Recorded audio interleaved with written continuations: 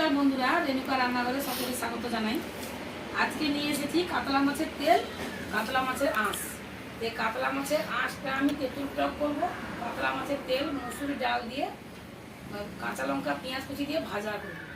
তো যেটা ফেলে দেওয়া জিনিস বন্ধুরা, কাতলা মাছের তেল অনেকে খায়, অনেকে ফেলে দেয়, কিন্তু আঁশ তো একদম ফেলে দেয়, আঁশ খুব কম লোকই খায়। তাই এই আঁশটাকে আমি এমন ধরনের তেঁতুল টক রান্না করবো, খেলে কিন্তু মুগ্ধ হয়ে যাবে, দারুণ খেতে। অবশ্যই একদিন আপনারা বাড়িতে রান্না করবেন, খেয়ে কমেন্ট করে জানাবেন যে কীরকম হচ্ছে। তো আজকে আমি রান্না করে দেখাচ্ছি বন্ধুরা, আপনারা দেখতে থাকুন, সঙ্গে থাকুন। তেলটাকে ধুয়ে কেটে পরিষ্কার করে নিয়েছি, মসুর ডাল বেটে দিয়েছি, কাঁচা লঙ্কা পেঁয়াজ কুচি গোটা জিরা লঙ্কা গুঁড়ো হলুদ গুঁড়ো মাখিয়ে দিয়েছি। আঁশটাকে ভালো করে একদম পরিষ্কার করে ঝাঁ চকচক করে আমি ধুয়ে নিয়েছি। তো এটাকে এখন আমি লবণ হলুদ মাখিয়ে নিচ্ছি। মাছে হলুদ দিচ্ছি, মাছে নয় আঁশে দিচ্ছি লবণ।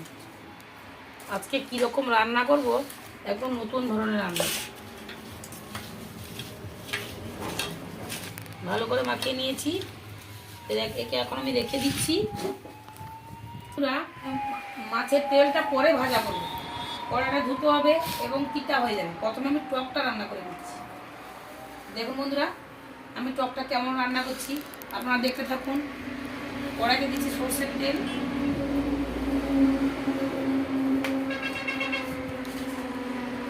আঁশটাকে আমি প্রথমে এই তেলে ভেজে নেব।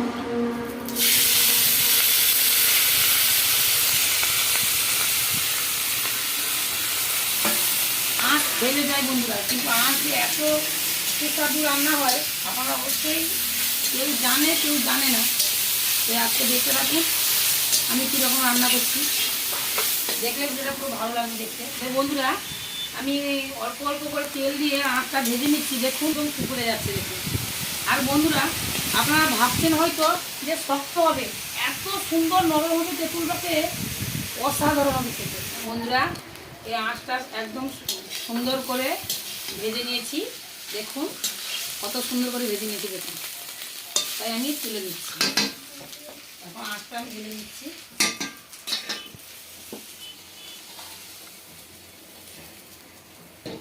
বন্ধুরা, এতটা মাছের আঁশের জন্য আমি 25 গ্রাম মতন তেঁতুল নিয়েছি।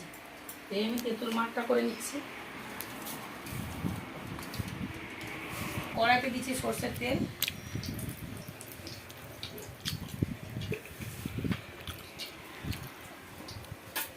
দেখুন বন্ধুরা, এতে আছে কালো সরষা, 5 ফুটন, কাঁচা লঙ্কা।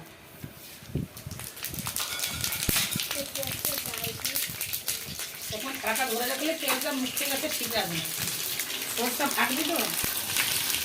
5 ফুটনটা ভালো করে ফুটে গেছে, আমি তেঁতুল মাঠটা দিয়ে দিচ্ছি।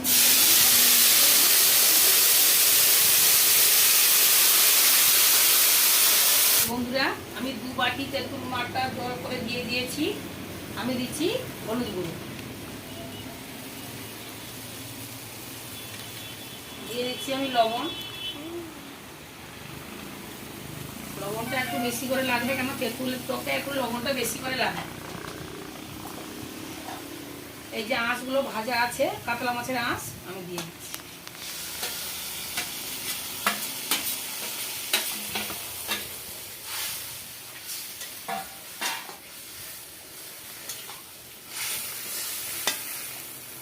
একটু গ্যাসটা হালকা করতে হবে, কিন্তু বেশি গ্যাসটা বাড়িয়ে দিলে সে আঁশটা সিদ্ধ হতে সময় লাগবে, আধ ঘন্টা সময় লাগবে। 30 মিনিট টকটা ফুটবে।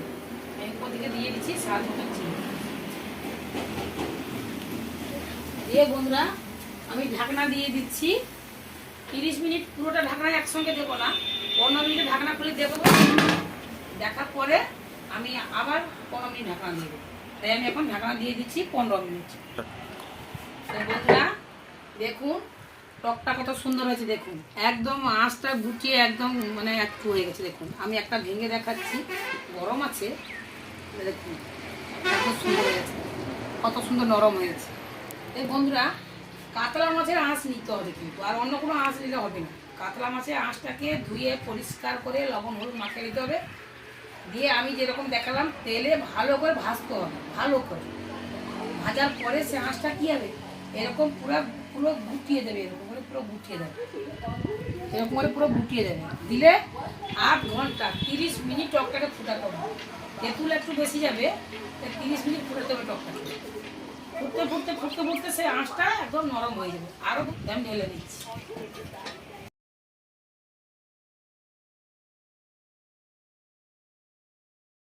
তা বন্ধুরা, আঁশ টক হয়ে গেছে। এবারে মাছের তেলটা আমি ভেজে নিচ্ছি।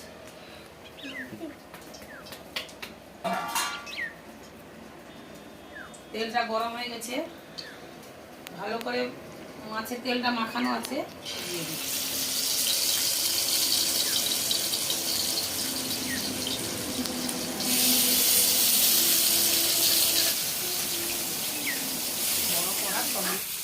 আমি সবগুলো মাছের তেল মিশিয়ে দিয়েছি, পুরো একদম মাছের ডিম ভাজার মতন। তাই একটা একটা করে আমি কড়াইটা ধরি ভালো করে ডিমটা দিয়ে দিতে হবে।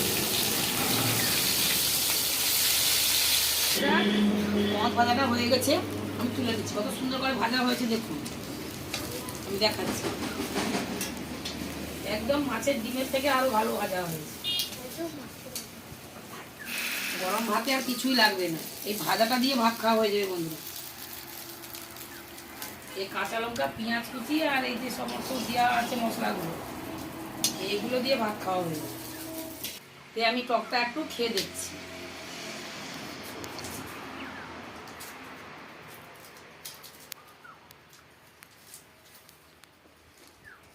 দারুণ হয়েছে, দারুণ হয়েছে বন্ধুরা।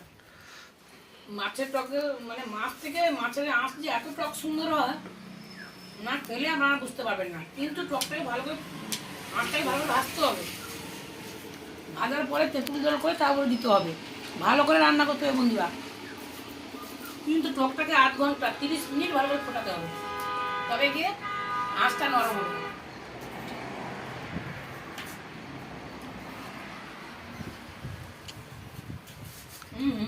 দারুণ দারুণ হয়েছে।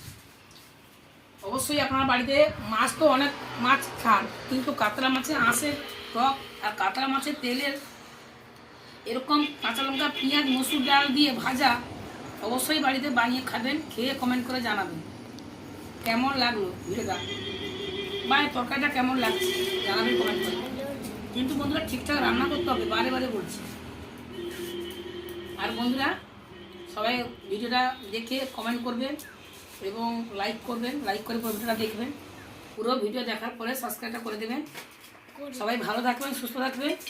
আবার নিয়ে এসেছি নতুন ভিডিও, দেখা হবে। তা আজকে ভিডিওটা শেষ করলাম।